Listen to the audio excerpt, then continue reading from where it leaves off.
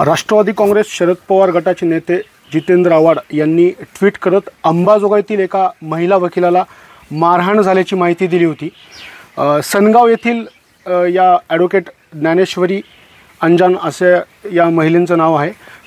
आपण त्यांच्यासोबत ह्या संपूर्ण प्रकार नेमकं काय झालं हे समजून घेणार आहोत। ताई, काय सांगाल, नेमका काय प्रकार आहे?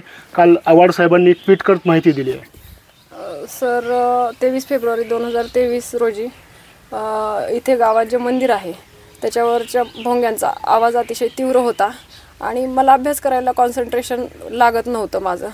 त्याच्यामुळे मग मी जे सरपंच होते अनंत रघुनाथ अंजन त्यांना कॉल केला आणि त्यांना विनंती केली की तुम्ही ते भोंग्यांचा आवाज कमी करायला सांगा। मग आणि कुणाला तरी पाठवा म्हणलं तुम्ही, कर्मचारी वगैरे ते इथं राहत नाहीत। तर मग ते हो म्हणले। 2 तास झाले तरी पण काहीच रिस्पॉन्स नाही। परत त्यांना कॉल केला तर ते म्हणले की तो कर्मचारी माझा कॉल रिसीव करत नाही आहे। मग कर्मचाऱ्याचं घर इथं जवळच आहे। मग तिथं मी गेले आणि त्याला उठवून म्हणलं, भैया ते आवाज कमी करायला सांग, तेवढं जाऊन नानांना बोल म्हणलं तू। तर तो म्हणला मी नॉनव्हेज खाल्लेले, मी जाऊ शकत नाही। मग त्याच्यानंतर मी पुन्हा त्या सरपंचाला कॉल केला की बाबा ते आता दुसऱ्या कुणाला तरी पाठवा। तर तो म्हणला आता तू काय कर, डायरेक्ट पोलीस स्टेशनला कॉल कर। तरी पण मी पोलीस स्टेशनला कॉल न करता ग्रामविकास अधिकारी जे आहेत त्यांना कॉल केला, त्यांना ही परिस्थिती सांगितली आणि त्यांना म्हणलं की आवाज कमी करायला सांगा कुणाला तरी। तर ते म्हणले मॅडम मी आल्यावर बघतो आता सकाळी। मी म्हणलं साहेब हे सकाळपर्यंत सुरू राहणार आहे म्हणलं, मग तोपर्यंत मी काय करायचं? मग ते म्हणले आता इलाजच नाही म्हणले, मी काय करू शकत नाही। मग मी नाईलाज म्हणून आणि सरपंचाच्या सांगण्यावरून पोलीस स्टेशनला कॉल केला। कॉल करायला लावणारा सरपंचच होता आणि पुन्हा पोलिसांची मदत मिळाली तर सकाळी तो सगळ्या लोकांना घेऊन आला इथं दारात आणि वडिलांवर आईवर माझ्या दबाव टाकला आणि म्हणे तुमच्या मुलीने पोलीस स्टेशनला कॉल केला आहे आणि तुम्हाला काय म्हणजे कार्यक्रम वगैरे करू द्यायचे नाहीत का, धार्मिक कार्यक्रम वगैरे आम्हाला? तर तो जो आवाज आहे तो नेहमीच असायचा का काही धार्मिक कार्यक्रमानिमित्त? नेहमी सुरू असतो। ह्या गावामध्ये असंख्य मंदिर आहेत, प्रत्येकाचं एक वेगवेगळं म्हणजे वैयक्तिक मंदिर आहे। प्रत्येक मंदिरावर भोंगे असतात आणि ह्या गावात एकही दिवस असा नाही की भोंगे वाजले जात नाहीत। म्हणजे मी तर असं कुठेच बघितलेलं नाही। समजा बाहेर कधी गेलो ना तर काही कारणानिमित्त काही कार्यक्रमानिमित्त भोंगे, पण इथं सतत भोंगे सुरू असतात। मग ती तक्रार तो विषय झाल्याच्या नंतर ह्यांनी जाणीवपूर्वक ग्रामपंचायतच्या ज्या गिरण्या होत्या त्या 3 पिठाच्या गिरण्या माझ्या घराच्या इथं जवळच अतिशय म्हणजे समोरच्या साईडलाच इथं टाकलेल्या आहेत आणि त्या संपूर्ण गावाचं दळण तिथून दळून जाते आणि ते दळण संपेपर्यंत आम्ही म्हणजे ते आवाज ऐकायचा, त्याची धूळ आम्ही सहन करायची। मला त्या गिरण्यांच्या आवाजामुळं मायग्रेन झालं, मायग्रेनचे अटॅक येतात मला सतत।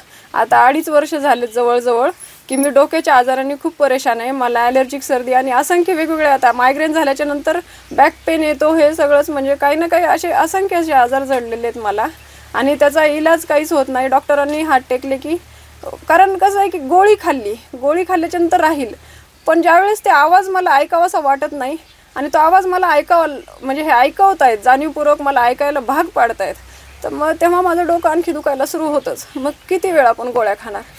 14 तारखेला हा जो प्रकार झाला होता त्यानंतर तुम्ही तक्रार कधी दिली आणि गुन्हा कधी दाखल झाला या प्रकरणामध्ये?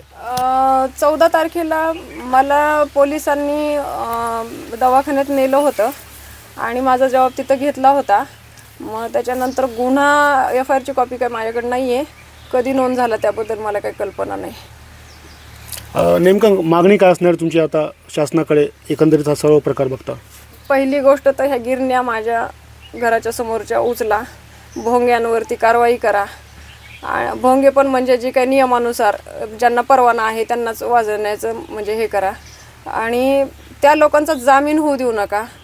त्यांच्यावरती म्हणजे खून करण्याचा जो प्रयत्न केला आहे त्यांनी माझा, तर तसाच तेवढाच गंभीर गुन्हा त्यांच्यावरती नोंद करा, त्यांच्यावर मकोका लावा आणि माझ्या फॅमिलीला संरक्षण द्या आणि त्यांना अजिबात म्हणजे शिक्षा झाल्याशिवाय त्यांना मोकळं सोडू नका, नाही तर ते बाहेर आल्याच्या नंतर माझा खून केल्याशिवाय राहणार नाहीत। 14 तारखेला ही जी मारहाण झाली होती त्यावेळेस किती जणांनी मारहाण केली होती, काही सांगू शकाल का? येताना 10 जण आले होते अचानक आणि मला 9 जणांनी बेदम मारहाण केलेली आहे असा घेर घालून मला मारहाण केलेली आहे माझ्या शेतात येऊन. आणि हे लोक 16 तारखेपासून मला म्हणजे 16 तारखेला येऊन मला धमक्या दिल्या होत्या मार्चमध्ये, आणि त्या दिवसापासून ते माझ्यावर पाळत ठेवत होते, माझा पाठलाग करत होते.